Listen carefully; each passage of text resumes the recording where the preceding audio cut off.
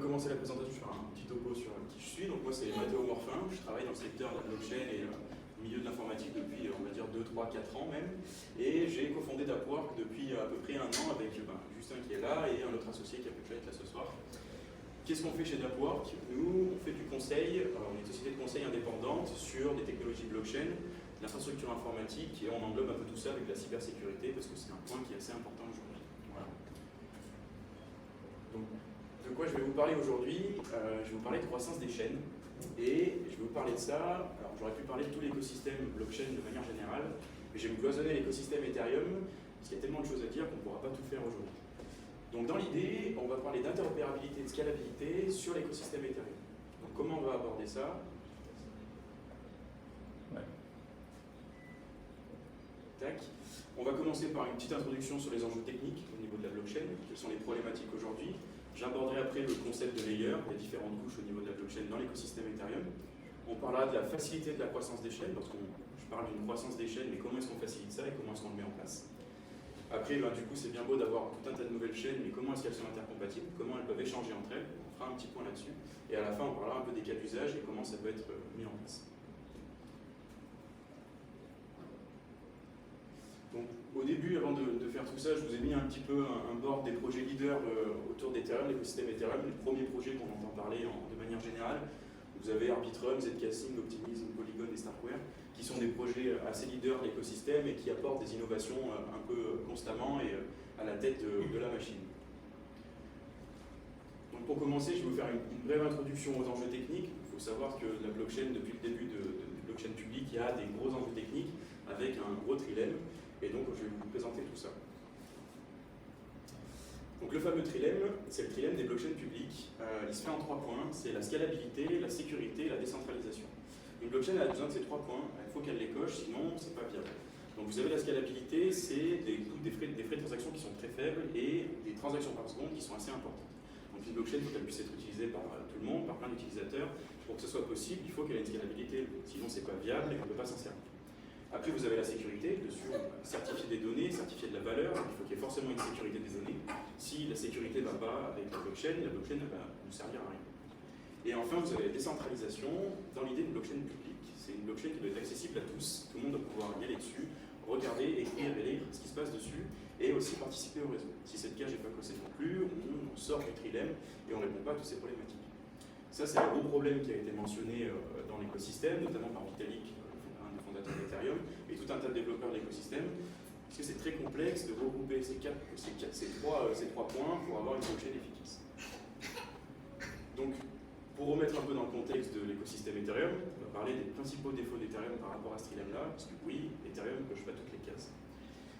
Ethereum, malgré plusieurs problématiques et questions via les mises à jour qu'il y a eu récemment ou d'autres communautés, possède, pour les protocoles qui ont été construits au-dessus, la sécurité, la décentralisation. Le gros problème d'Ethereum aujourd'hui, c'est sa lenteur. Actuellement, c'est 15 transactions par seconde. Vous imaginerez que si vous voulez amener 1 million d'utilisateurs dessus, c'est très compliqué. L'objectif après mise à jour, c'est 100 000 transactions par seconde. On est toujours sur quelque chose de très très faible, mais c'est déjà mieux. Mais on ne résoudra pas tous les problèmes de scalabilité. Le deuxième point, c'est le coût de ces transactions. Alors aujourd'hui, j'ai pris les coûts de transactions au mois de juillet 2023.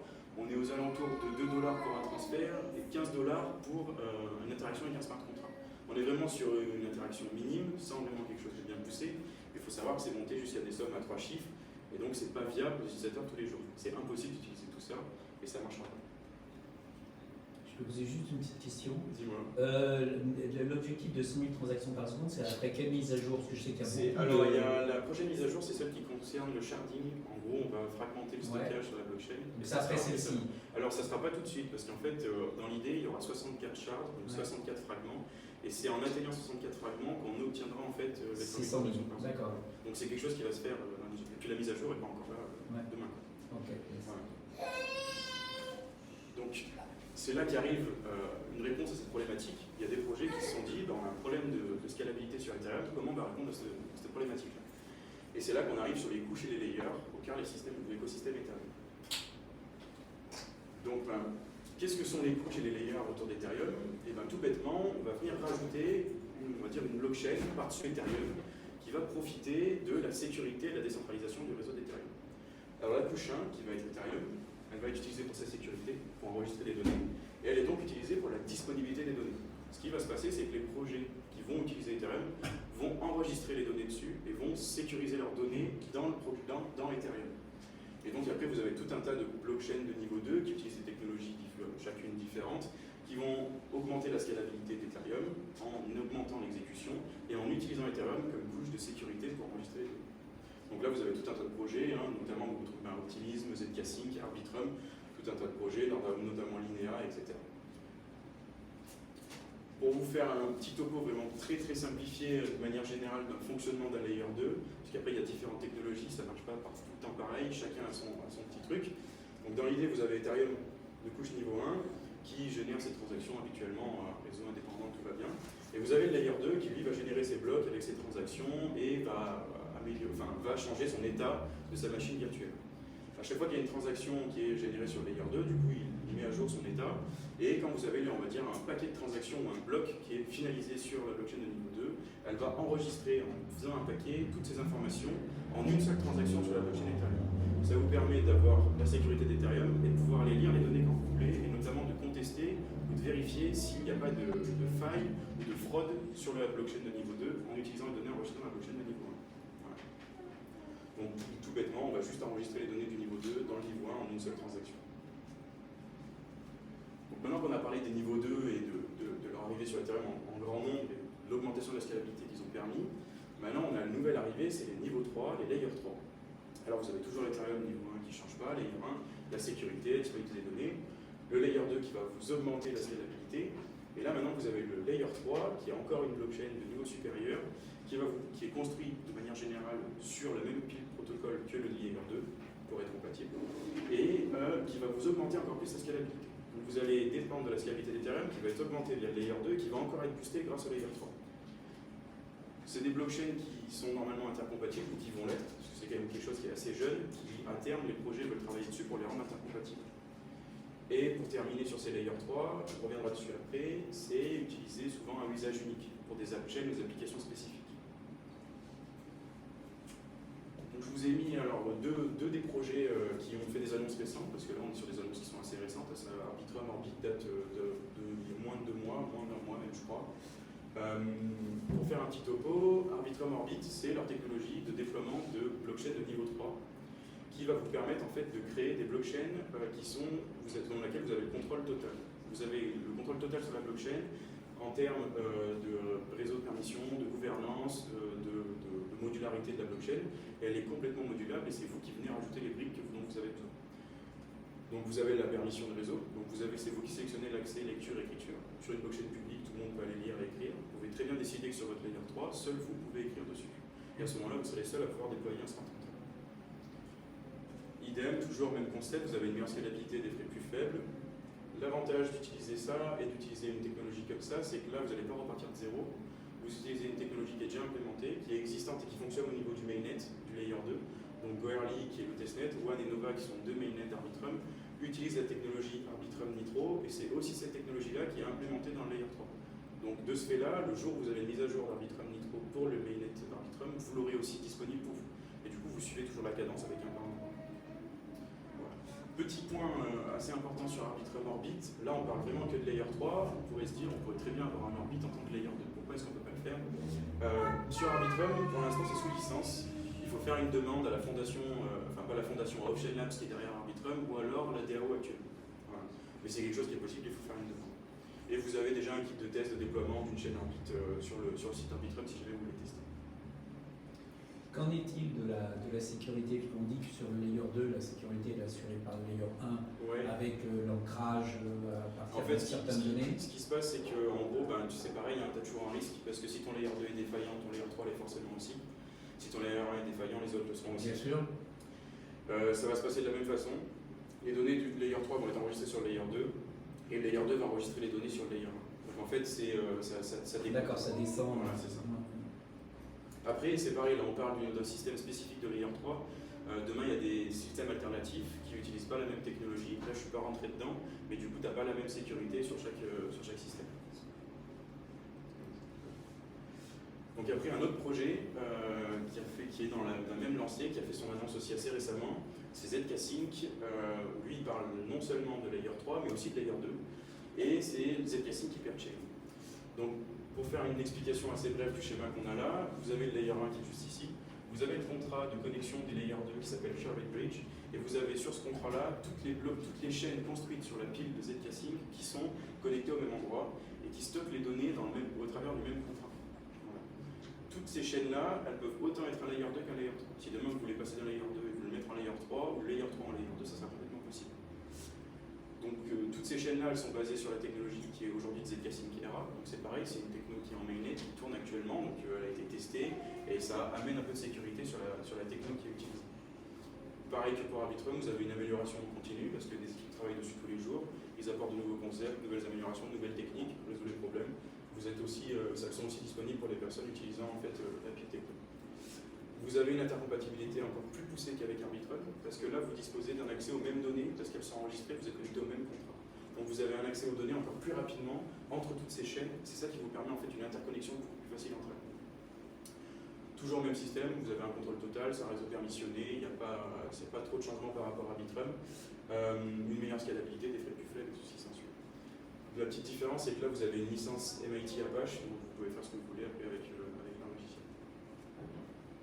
Donc là, on a parlé un peu de layer 2, layer 3, mais vous allez me dire comment est-ce qu'on fait pour les mettre en place demain, parce qu'aujourd'hui, on entend parler de créer une nouvelle blockchain, ce sont des gros projets qui ont énormément de fonds, comment ça marche et comment on fait ça. Et bien là, c'est là qu'on voit arriver des frameworks au niveau de plusieurs projets qui sont en train de les mettre en place, dans lesquels vous allez avoir plein de modules et plein de fonctionnalités disponibles.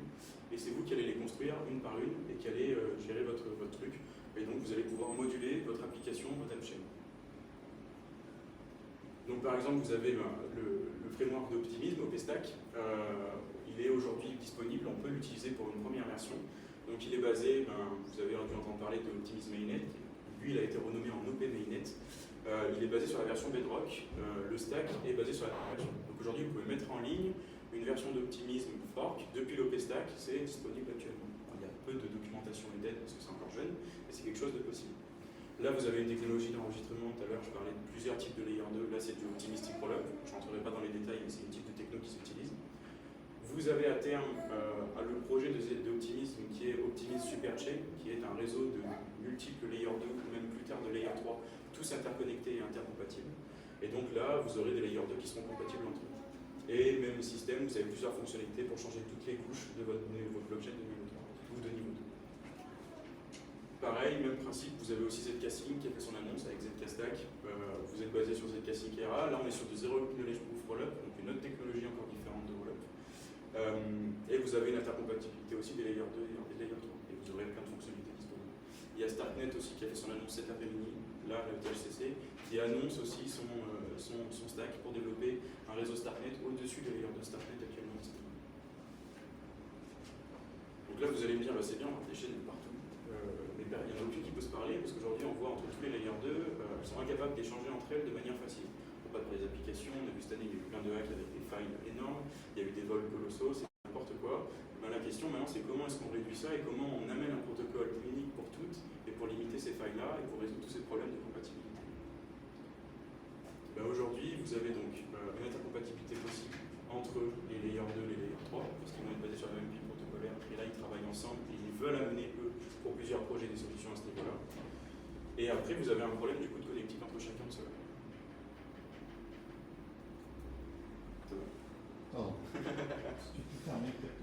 Et après, du coup, vous avez, pour répondre à cette problématique-là, l'arrivée de nouveaux protocoles, nouvelles solutions, et notamment, vous avez Chainlink CCI. Donc, c'est encore quelque chose qui est très très jeune. Je n'ai pas eu le temps encore de regarder la doc, savoir comment ça tourne exactement. C'est juste pour vous faire un petit topo. Ça sort normalement demain sur les testnets et devnets du projet Arbitrum. Il y a Polygon, Optimism, et je ne sais plus, Ethereum, bien sûr, basique, et je ne sais plus lesquels encore. Donc ce protocole-là, il va vous permettre de faire quoi? Ça va être du transfert de tokens entre les blockchains, ça va être la possibilité de jouer avec des jeux multi-chaînes, donc jouer avec des personnes qui sont connectées sur d'autres chaînes différentes de la vôtre. Ça serait d'étendre les noms de domaine, on connaît aujourd'hui les noms de domaine ENS sur la blockchain Ethereum, on pourrait les étendre dans d'autres blockchains de manière assez facile. Dans la finance centralisée, on pourrait imaginer utiliser des preuves de liquidité sur une chaîne pour les utiliser sur une autre, ou même utiliser cette liquidité-là pour éviter une liquidation sur une chaîne alternative. Et comment ça marche tout bêtement? Donc là, on a un peu l'exemple j'ai repris l'exemple de Synthetix. Synthetix, qu'est-ce qu'ils font? C'est eux, c'est du transfert de token, ils vont transférer intelligent qui gère eux, c'est du Synthetix USD, de la blockchain Ethereum à la blockchain Optimism. Alors qu'est-ce qui se passe? Ce qu'ils vont faire, c'est qu'ils vont brûler, ils vont détruire le token sur la blockchain Ethereum, ils vont le recréer, le mint, sur la blockchain Optimism. Et à ce moment-là, en fait, ça passe touche par leur contrat et ils le gèrent eux-mêmes. Donc maintenant qu'on a parlé de cette augmentation du nombre de chaînes, de l'intercompatibilité de ces chaînes, c'est demain les layer 3, ça va nous servir à quoi et pourquoi est-ce qu'on en aurait besoin? Et bien tout d'abord, comme je disais tout à l'heure, les chaînes permissionnées. Imaginez une entreprise demain qui veut faire, je ne sais pas moi, la traçabilité et qui veut partager les informations avec ses utilisateurs. Mais pas toutes. Comment est-ce qu'on arrive à gérer au niveau d'un niveau sur un layer 2 avec un contrat qui est public, que tout le monde peut voir, avec des transactions que tout le monde peut voir, la privatisation de certaines données et pas d'autres? Et bien ce travail il peut être fait. Au même titre que si vous voulez déployer une application qui a besoin de beaucoup de scalabilité, de beaucoup de ressources, vous allez pouvoir le faire sur un layer 3, mais comment on fait pour priver les gens de l'utilisation de ce layer 3 et que seulement vous puissiez mettre vos contrats sur ce blockchain? Et bien c'est pareil, vous allez pouvoir gérer les permissions d'écriture et de lecture. Après c'est pour la scalabilité, tout bêtement. Aujourd'hui on parle des solutions de paiement qui vont très très vite avec des paiements à 20 000. Il n'y a pas que, il y a d'autres projets qui nécessitent une scalabilité élevée. Dans l'idée, on pourrait travailler sur des solutions encore plus scalables, sur des niveaux 3 qui seraient encore plus scalables. Avec Ledger Ethereum, ça va être encore boosté. Plus les layers 2 qui vont être boostés, on imagine les layers 3 qui seront extrêmement boostés. Il y en a qui parlent d'1 million de transactions par seconde. Donc on n'est pas encore là, on est encore très loin, mais c'est des idées qui sont évoquées. Et après, pour englober un peu toutes les solutions qui pourraient être utilisées, c'est imaginer une blockchain complètement modulable, dont vous pouvez faire ce que vous voulez et qui va se jumeler complètement à l'application que vous voulez utiliser. Et à ce moment-là, alors il y a des solutions qui ne sont pas encore été inventées, parce que ça avance très très vite un peu tous les jours, mais imaginez un framework qui vous donne des fonctionnalités pour des applications que demain vous n'avez pas encore imaginées, ben, ça sera possible avec les layer 3, même les layer 2 qu'on va venir ajouter par-dessus, et qui seront privés. Voilà. Donc j'ai terminé, merci de m'avoir écouté. Et puis je vous ai mis encore sur la diapo d'avant quelques petites mentions, si tu veux mettre la diapo juste après, vers quelques documentations si jamais vous voulez les voir et que vous êtes un peu plus curieux sur la technique. Voilà, je vous remercie. Merci.